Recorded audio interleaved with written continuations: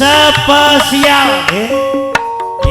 kelatur menyun Bapak Nanang soho Ibu Nanang sing duwe kedai kopi Sumber Godang sepisan malih yang punya kedai kopi Bapak Nanang Ibu Nanang selamat malam iki lho tambal bane cip lecip gelas cilik kau ada Bu Nanang asli kagum katun ya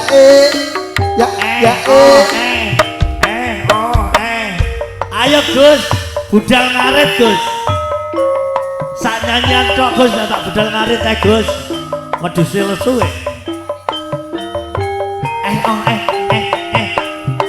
John yuk ajak cae ayo budal salah gugas budal ngarit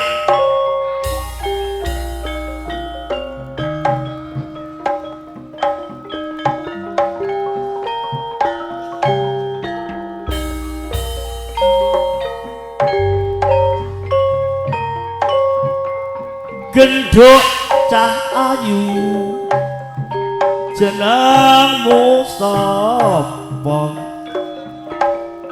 sliramu pi nomor sebete lilaan nono aku ngemet tresno dua kayu napa muda leganono Nami kula iso piye nduk mesti kelaran apik sokor kor Kodangmu Iye. ditinggal wong lanang tobat sakno aku iki sing rondo gantungan alah ngono pisan ora pisan aranging dereng kebagatan kurang ajar dok bojomu kuwi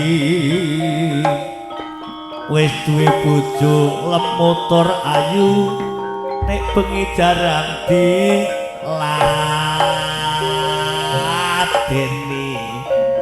nanging kowe dok rondo gantungan aku sabar ngenteni diri ngopegatan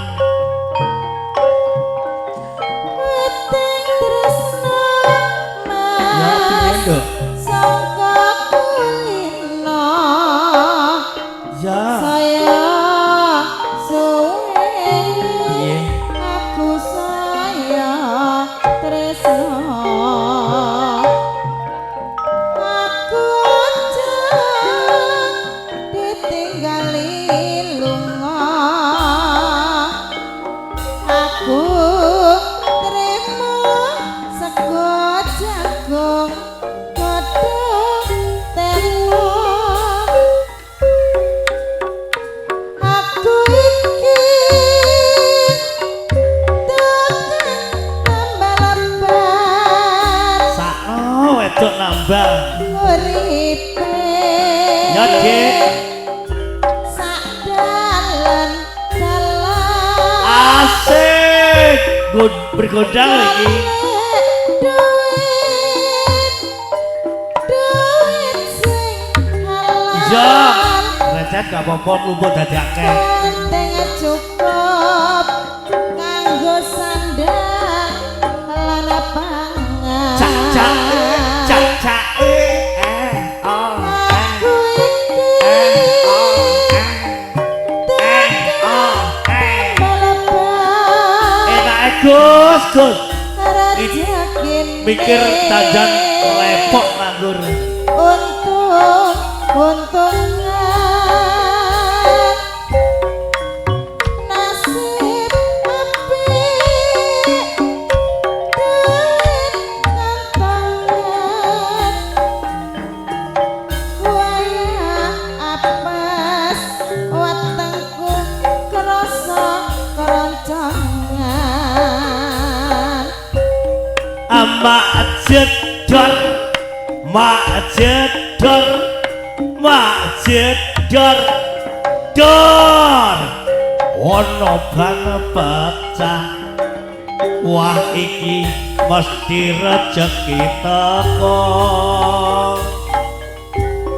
Mak jedor, mak jedor, wah jedor. Dor ban pecah maneh. Cek esuk tukang tambale ban wis tumpuk. Cek esuk tambal ban tumpuk. Tukang tambal bane tumpuk. Tukang tambal ban tumpuk. Esuk tukang tambal ban tumpuk. Tukang tambal ban tumpuk, rezekine tambal ban tumpuk, tukang tambal si tumpuk tak enteni sampai esok. Temenan, wis kadung